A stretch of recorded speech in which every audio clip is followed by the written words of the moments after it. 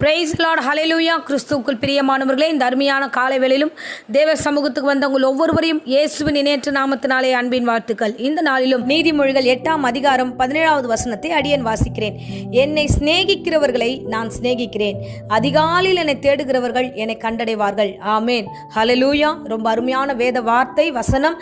கர்த்தர் இந்த நாளில் அவருடைய சிநேகத்தை வெளிப்படுத்துகிறார். பாருங்க, என்னை சிநேகிக்கிறவர்களை நான் சிநேகிக்கிறேன். ஆமேன். ஸோ ஒவ்வொரு நாளும் அதிகாலையில் எழுந்து தேவ சமூகத்தில் அமர்ந்து கர்த்தர் என்னை எப்படி நடத்துவார், ஆசீர்வதிப்பார் என்று விசுவாசத்தோட நம்பிக்கையோட தகப்பனை பார்க்க வந்த ஒவ்வொரு பிள்ளையும் ஆண்டவர் சிநேகிக்கிறார். ஆமேன், ஹல்லேலூயா.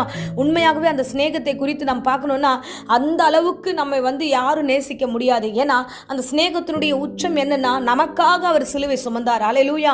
நான் செய்த பாவங்கள், நான் செய்த அக்கிரமங்கள், என்னுடைய மீறுதல்கள், ஸோ நம்முடைய பாவங்களுக்காக அவர் சிலுவை சுமந்தார். இந்த அளவுக்கு நமக்காக ஒருத்தர் சிலுவை சுமக்க முடியுமா? நமக்காக ரத்தம் சிந்த முடியுமானா முடியாது. ஹல்லேலூயா.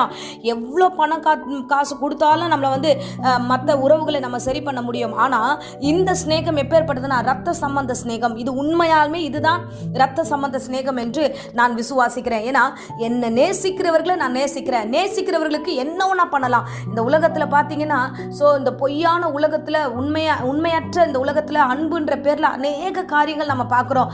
தேவையில்லாத காரியங்களை அன்புக்காக என்னென்னமோ செய்கிறாங்க. இன்னைக்கு ஆண்டவர் நம் பரலோகம் போகணுன்ற ஒரே எண்ணத்துக்காக நமக்காக அவருடைய மேன்மையை விட்டு கீழே இறங்கி வந்து ஜீவனை கொடுத்து நம்மை காப்பாற்றியிருக்கிறார். இது மேலான கிருபை. ஹல்லேலூயா. இந்த ஸ்நேகம் அளவிட முடியாத ஸ்நேகம். இந்த நாட்களில் எத்தனையோ உறவுகளை நீங்கள் கடந்து வந்திருக்கலாம் அந்த பிரசங்கத்தை கேட்கிற அருமையானவர்களே. ஆனால் எல்லா உறவை காட்டிலும் மேலான உறவு தேவனுடைய அன்பு. ஹல்லேலூயா. பாருங்க, அந்த ஸ்நேகம் மட்டும் என்னைக்குமே மாறாததா இருக்கிறது. நீங்கள் எவ்வளவாய் சிநேகிக்கிறீர்களோ அவ்வளவாய் அவர் உங்கள் பட்சத்தில் இருப்பார், அவ்வளவாய் உங்கள் பக்கத்தில் வருவார். ஹல்லேலூயா.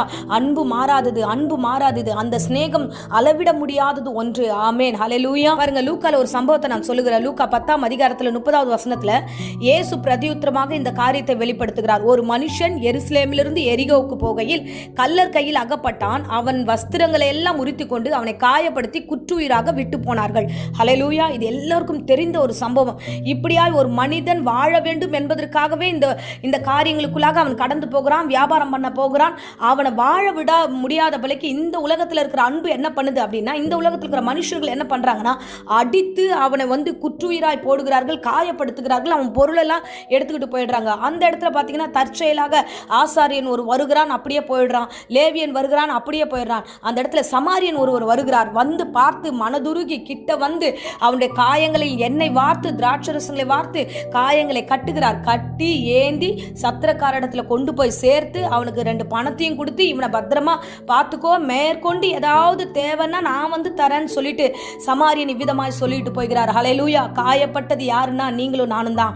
இன்னைக்கு காயப்பட்ட நிலைமையில காணப்படுகிறோம். அநேக காரியங்கள் நம்மளை காயப்படுத்தி இருக்கிறது, அநேக உறவுகள் நம்மளை காயப்படுத்துகிறது, அநேக நண்பர்கள் காயப்படுத்துகிறார்கள். நீங்கள் எங்கெல்லாம் போகிறீர்களோ அங்கெல்லாம் காயப்பட்ட ஒரு காரியம் காணப்படுகிறது. ஆனால் நம்முடைய நல்ல சமாரியன் என்ன பண்ணுகிறார் தெரியுமா?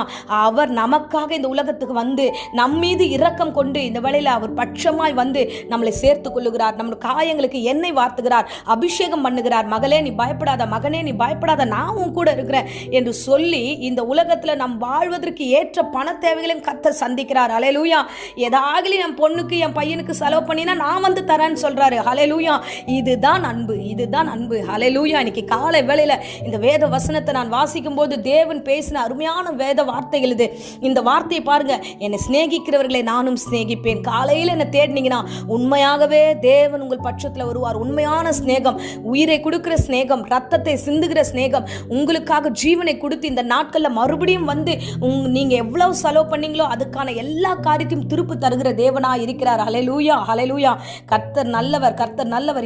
இந்த உலகத்துல நாம் வாழ்வதற்கு யாருக்காக வாழணும்னா கர்த்தருக்காக வாழணும், தேவனுக்காக வாழணும். உண்மையான அன்பு, உண்மையான லவ், இந்த லவ்வுக்காகவே நம்ம வாழணும். ஆண்டவர் நிச்சயமா நம்மை ஆசீர்வதித்து நடத்த வல்லமுள்ள தெய்வமா இருக்கிறார். ஹல்லேலூயா. இந்த வேளையில யாராகிலும் சோர்வோடு இருந்தீங்கன்னா பயப்படாதீங்க.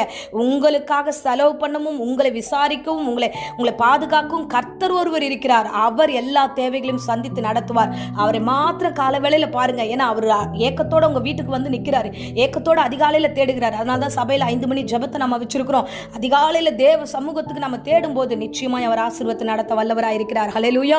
அன்பு பிள்ளையே, இப்பொழுதும் அடியேன் உங்களுக்காக ஜெபிக்கிறேன். அன்பு ரட்சகா, இந்த வேலைக்காக நன்றி நன்றி ஆண்டவரே. இந்த ஜெபத்துக்கு இந்த வசனத்தை கேட்க வந்த ஒவ்வொரு பிள்ளைகளையும் ஆசீர்வதிப்பீராக. யாயப்பட்டார்களோ அவர்களுடைய இருதயங்களில் ஆண்டவரே என்னை வார்த்து கர்த்தாவே காயங்களை கட்டி நான் இருக்கிறேன் என்று நீர் பேசின இந்த மேலான கிருபைக்காக நன்றி. தொடர்ந்து ஆசீர்வதியும் வழிநடத்தும். வியாதியோடு பலவீனத்தோடு யாராகிலும் இருந்தா எல்லா வியாதி பலவீனம் சரியத்தை விட்டு இயேசுவின் நாமத்தில் சபித்து கட்டுகிறேன். கர்த்தர் இறங்கும், ஆசீர்வதியும். இயேசுவின் நேற்று நாமத்தில் ஜெபிக்கிறேன் நல்ல பிதாவே. ஆமென், ஆமென். Praise the Lord. God bless you.